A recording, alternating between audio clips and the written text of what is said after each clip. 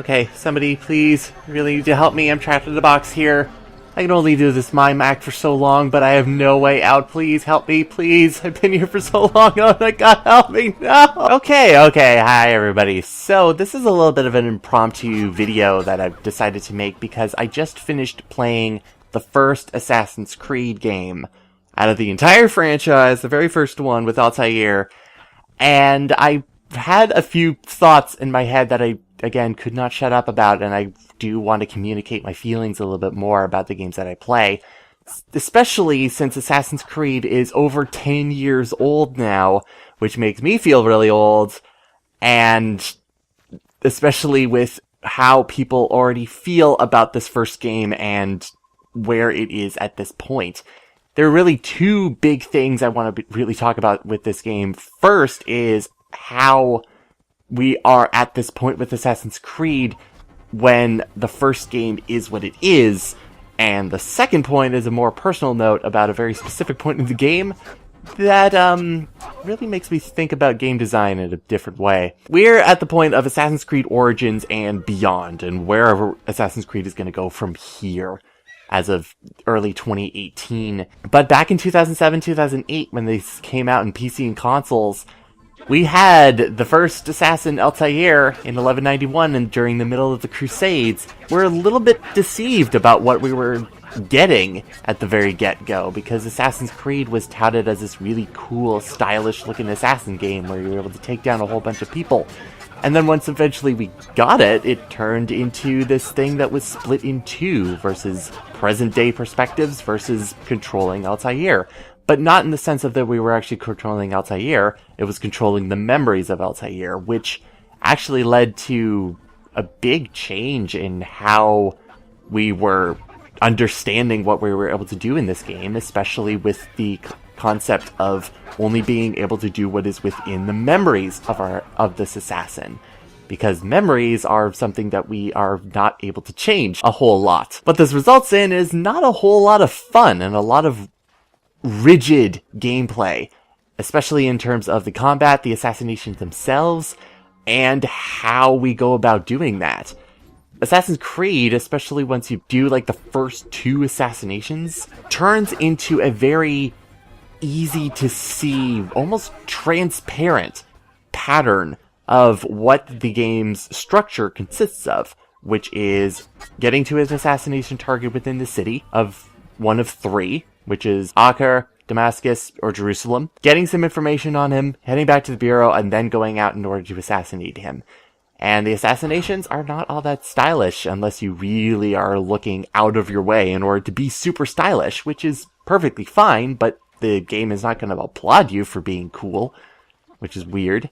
Should. The sandbox gameplay is very limited in what you're able to do, and people who are a lot more eloquent than I am have described it as the copy and paste format that Assassin's Creed uses, which is having 3 to 5 different events that you can do, then copy them all over the map and paste them everywhere so it makes it look like you have a lot more to do, which is really where Assassin's Creed kind of lies, is that you have to do at least half of all of the different events in order to actually continue on with the main story, which is really the only reason why I was continuing to play it, because the most interesting stuff happens at the very end, away from all the sandbox stuff, which is it's such a terrible thing to say when I can spend about 14-15 hours in this game and say that 13 of those hours I was not impressed. So it kind of makes me think about why this game was so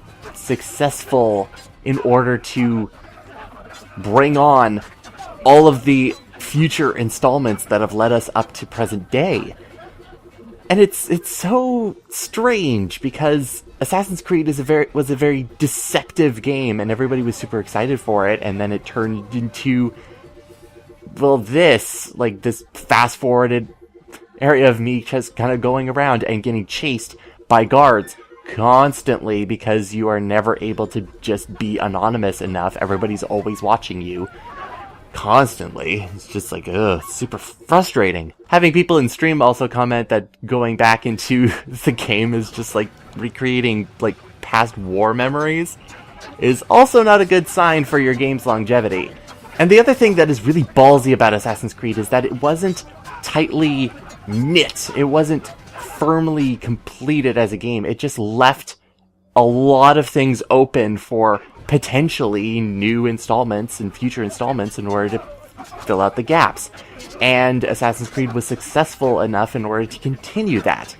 But I feel like the better thing, the more responsible thing for your potential at a new IP to do is fine-tune your game to make sure that it stands out on its own and doesn't need to be something that needs resolution, needs closure from something else, and just hopes for success in order to continue on with it. Like it did, hooray for you, but there was so much more that you could have packed on into this. I'm super interested in Assassin's Creed, especially the early parts, especially because of the history that it surrounds itself in, that just dives into and is inspired by completely, honestly. Like, I've watched playthroughs of the first and second game that really dive into the history of it, especially the first game with the Third Crusade and the second game with its Renaissance history background. They absolutely love relishing inside of it, and it's beautiful for that aspect. And especially even talking about that, Assassin's Creed 1 doesn't do enough in order to really dive into its history that it plays out. Not even so much as a codex in order to really just dive into the importance of these three cities of Masyaf and what was involved with that, the conflict between Richard the Lionhearted and Saladin, all of this stuff is just kind of there. It's kind of set dressing, and they don't write anything. They don't engage in it at all, and that makes me super frustrated. Like, my goodness, what are you doing? And how did you succeed, other than being deceptive? Which actually leads me to my second point. But just to close off my first point, like, it's Assassin's Creed as a first impression to the franchise, especially 10 years after it. I'm surprised at where it is now versus where it really should have been in hindsight, which is a lot less successful than it actually is. Which is a shame at the same point. I don't know, because there's a lot of places, and especially with all of the installments, they have taken advantage of the success that they've had and have branched out so far globally and time-wise in order to involve so many places around the world in terms of the Assassin's Creed lore and what they can play around with. And that is what I love. I just wish that they really, nailed it the first time around, because their first impression definitely shows that it is very weak. But anyway, my second point. Let's talk about the sandbox structure of Assassin's Creed. You have your 5 maps that you're pretty much going across back and forth every so often in order to do your each assassination. So you have your 3 cities, Jerusalem, Acre, Damascus, which all have their assassination targets. Then you have your headquarters in Masyaf, which is where the Assassin's Guild is, or the clan is. And then you have the middle portion, which connects them all together, which is specifically called Kingdom, which is vague as hell. I don't really know if they really knew what to call it and just kind of gave up at that point. But Kingdom bothers me so much just because of what they do with it and how they easily throw it away after a while. Because once you introduce yourself to all of the 3 cities, based on just assassinating one target in each of the cities, once you leave Masyaf for the 4th time, for your 4th assassination, you get introduced to a fast travel option, which completely negates the point of Kingdom entirely. And I find that is such a crime in game design, is that you can just throw away an entire map that you spend so much time on to just kind of say screw it and forget about it. And the thing is, with Kingdom, I find it to be the most interesting map of all of the maps in Assassin's Creed. It's just that they don't do anything with it. It's like, it boggles my mind that you can just really just kind of go all out on the environmental design and have no clue what you're going to stick into it, and just kind of make it just this really pretty wasteland of nothing other than passing through it without a second glance. Because when you really look down at it, Kingdom is only there for 5 reasons. And out of those 5 reasons, 3 of them are optional, and you don't need to do them at all, and you get no reward for doing any of them. 2 are mandatory, and you're pretty much just and they're mandatory because you are forced to do so. The 3 optional reasons are getting all the waypoints in order to just make the map a little bit more clear for you. Then there's fighting all the Templars that are available in there. All the Templars are not actually in Kingdom, but a majority of them are. And then the third one is finding all of the flags in Kingdom, which there are 100 of them, like there are in the 3 cities. And the flags, well, let's just say I tried to find all of the flags in Kingdom, and I gave up halfway through, so I got at least 51 of them. It's really the purpose of just like the video that I'm going to be putting over top of it, is the insanity in order to find all of these flags. You know that there's other sandbox games which, they're finding all of the little collectibles are actually fun to do? Like, you know, I did an entire video series on finding all the landmarks in Prototype. I found all the hints as well and just stuck them into my main series. Those were fun to get, and there were 200 of them spread out across Manhattan. But the other thing is that they were also, like, nice and easy and popped around New York. The flags, all, how many of them? 520?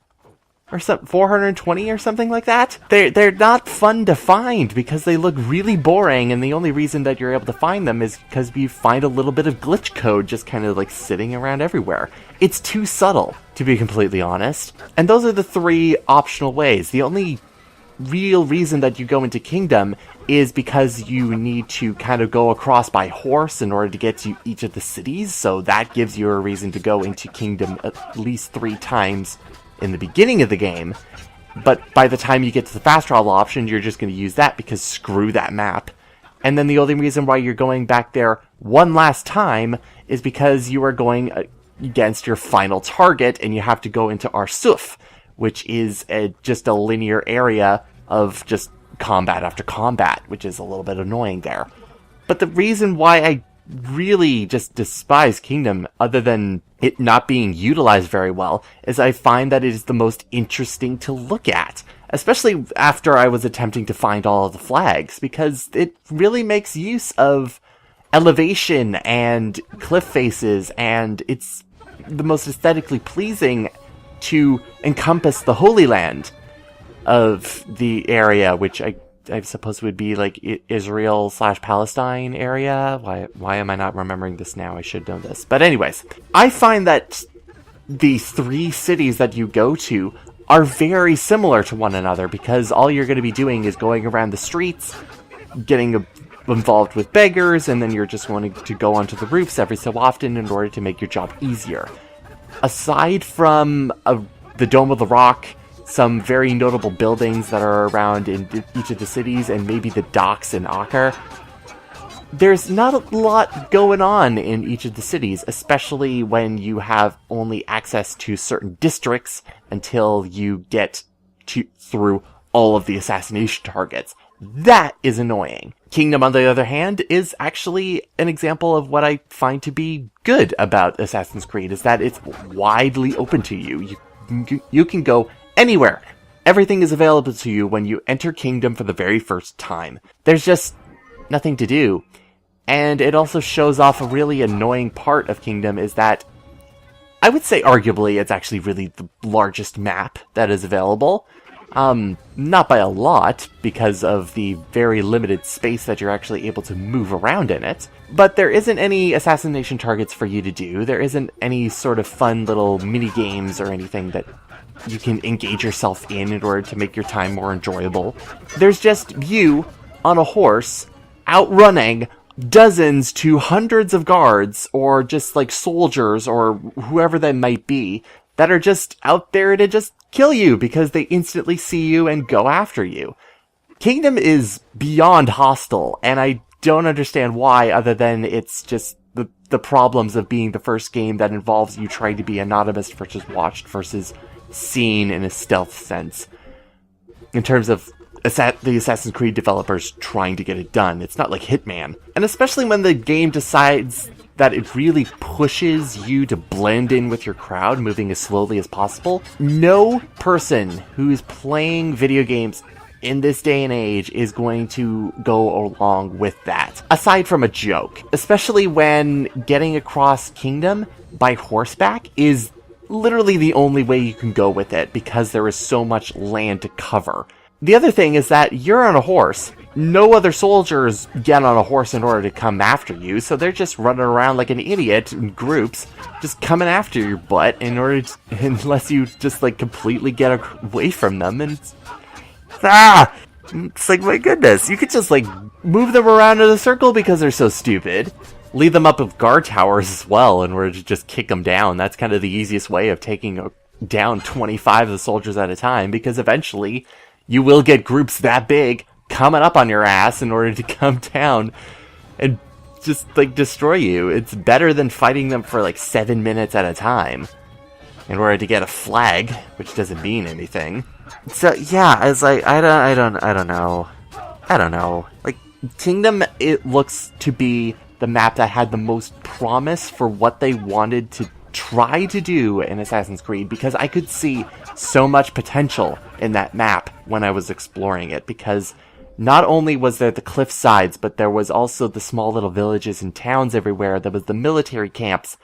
It was pretty much just a self-contained little world that Assassin's Creed could have been in if it didn't want to involve the other 3 cities, in a sense. It could have had a couple of them. I probably could have like slashed one out of there, but involve your map creators, involve your environmental artists, involve those kind of programmers a little bit more, instead of just like making the map and just going like, yeah, we have no clue what we're going to be doing with this, and then just cop out.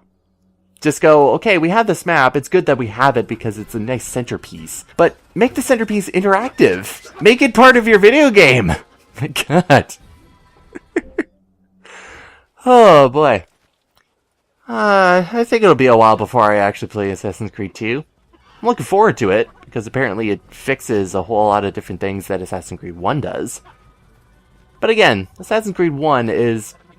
I can kind of get why, after I played it, now that my curiosity is sated, that I understand why people don't recommend playing the first game. It's just kind of a shame, because Assassin's Creed 1 is what set off the franchise, and people are saying, yeah, don't play the beginning of the franchise, the thing that actually made the entire franchise be a franchise, you know? Kind of a messed up idea. Anyway, thanks for listening to my rambling about Assassin's Creed 1. See you next time, everyone.